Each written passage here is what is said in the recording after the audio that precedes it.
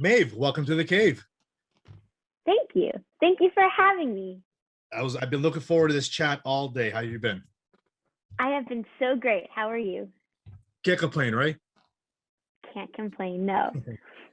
So yeah, before we dive, you had a show that just recently premiered on Freeform. Everything's gonna be okay. But before we dive into that, I was doing research on you, comedy career.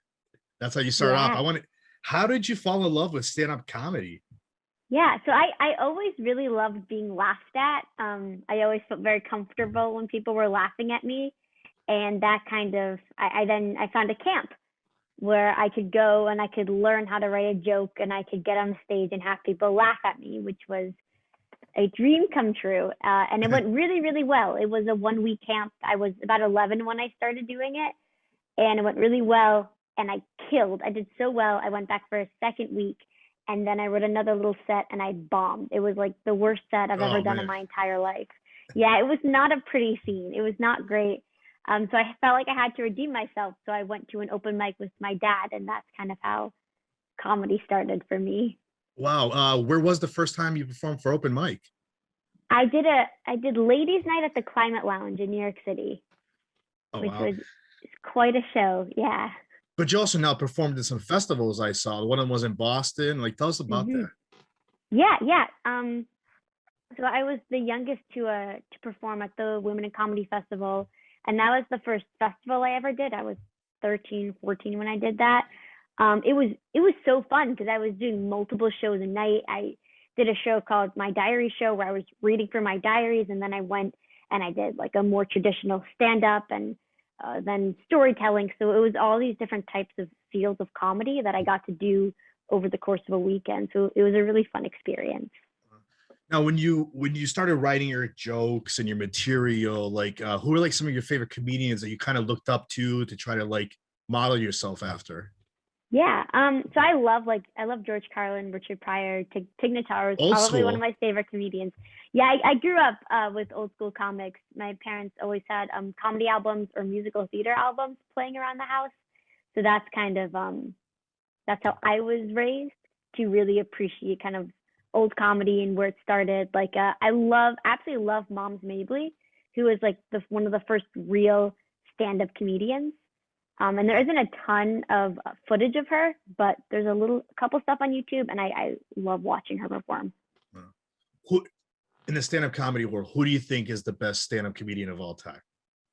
Or is that Oh, like I can't pick one? I don't think I can pick one. I don't know. I think there's people I appreciate for different things. Like I love Tig and George Carlin for the fact that they don't care. You know, Tig Yeah, did an entire set once where she just pushed a stool around.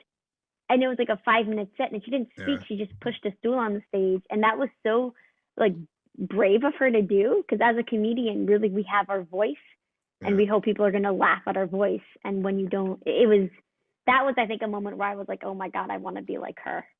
Yeah. Do you before the pandemic were you still performing at clubs? Oh, yeah. Yeah. I was doing a lot of regular performances at Flappers in California. Um, and then the pandemic happened. I did do a set in New York City on the sidewalk.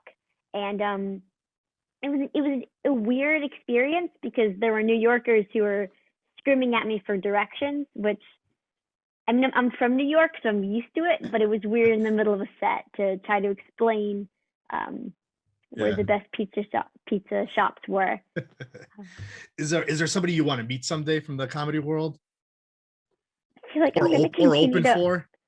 Yeah, I feel like for the rest of my life I'm gonna take Guitaro until it happens. I think she's like I love her so much.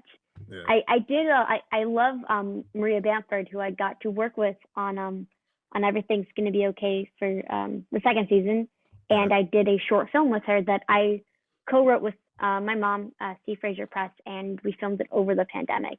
And I would love to do a So, show with her. She's fantastic. so comedy, stand-up comedy, even like improv, it's all storytelling. So is acting. hmm What made you go into acting?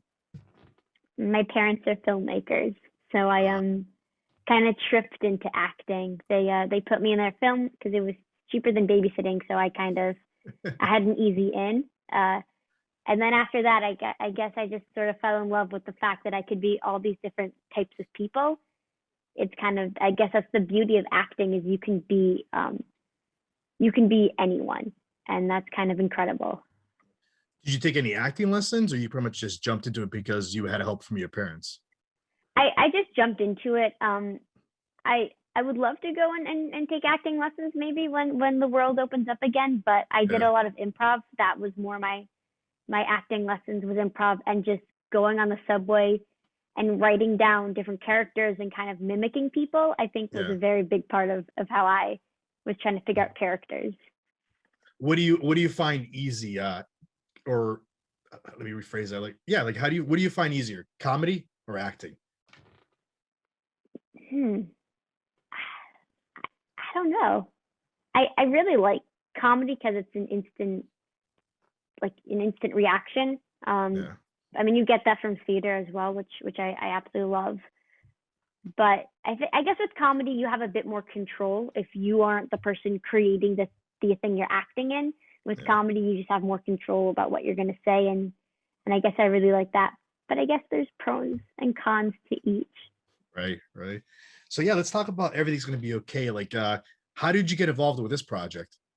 Yeah, so I did a self tape from New York. I did a self tape, and I sent in some of my comedy because Josh Thomas, who does everything on the show, he is a stand-up comedian, and I thought that might help, and it did. And then I came to California, and I talked with Josh for a bit, and I did I did an audition for Freeform, and then they liked me, and it worked out. Oh wow. Now, where's the show filmed? It was filmed in Agora Hills. The pilot was filmed in Agora Hills, and then the rest of the show was filmed in Van Nuys. Oh wow. And Yeah.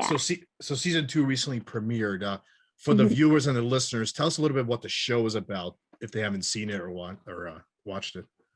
Yeah, so it's about a 20-something Australian guy played by Josh Thomas, and he's coming and staying with his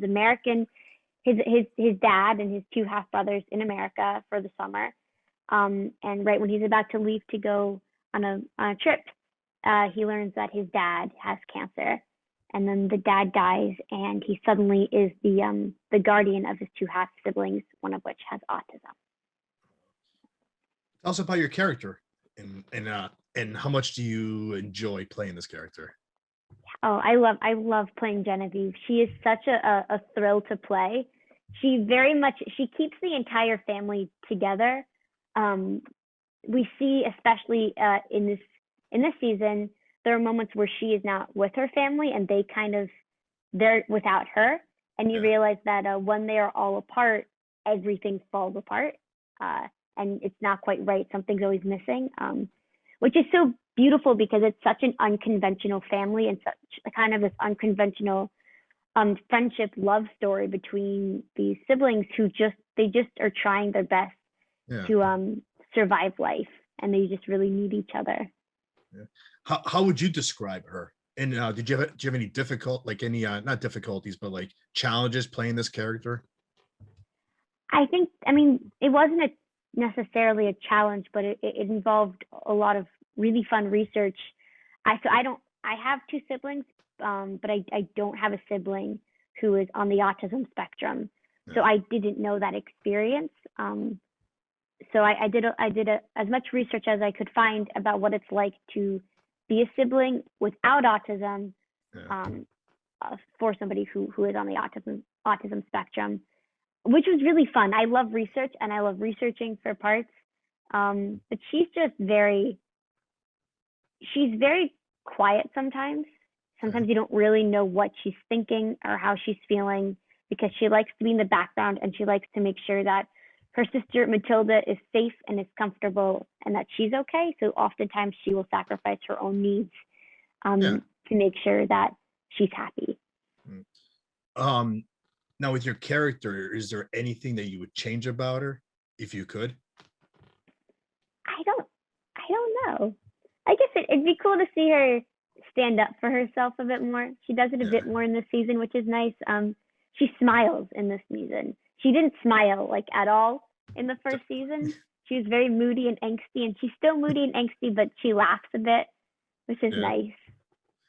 So like working with the cast, like how would you describe that and like the vibe on set? Oh, such a great cast. We are such an interesting group of folks, and when you put us all in a room together, we usually don't know how to interact very well socially with other people, but we somehow found this kind of beautiful friendship with each other. And they're just funny. And they're very much like Adam and Josh and Kayla have become family and like siblings to me. And it's very nice. It's so welcoming on set. And now season 2, how many episodes are we going to see for season 2? 10 episodes. 10 episodes. Now, was this filmed like now during the pandemic also? Yeah, we filmed during the pandemic, which it was kind of nice in the sense that we kind of got to leave this real life pandemic world and enter this sort of not as scary fake world for a couple months. So that was really calming and kind of therapeutic to go to work and to enter this different life. But you couldn't see the crew's face. You could only see their eyes. So there was a lot less interacting on set, but still, we talked as much as we could between set, and it was still very friendly and very safe. I assume that you guys were like pretty much in a bubble while you were filming for a few months. How many months did you film the 10 episodes? 3 months, I think. And yeah, we would have to go back to dressing rooms between takes, and then when we were doing on location stuff, so when we were filming all the stuff outside, we actually literally had bubbles that we would sit in, little tents that zipped up, so we didn't have to be around other people, which was nice. I really wish they let me take that home. I really liked it. Well, I've had other guests on when they filmed things like during the pandemic, and then when they were pretty much describing the bubble, they were like, we could only go to the hotel, go to work, go back to the hotel. Is that how it was for you also, or wherever you lived at? Yeah, we could only go home. Everyone kind of put everything else on pause.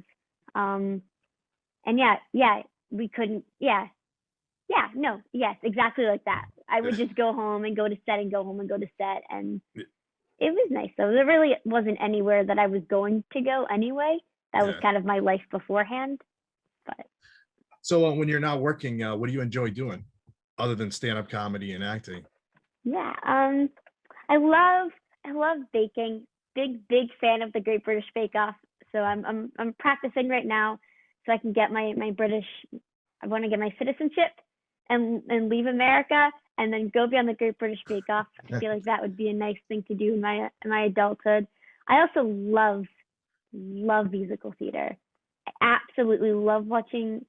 I love watching bootlegs of musical theater, and I know a lot of people don't. They don't think they're great, but I really love them. I love watching like the high school productions of theater.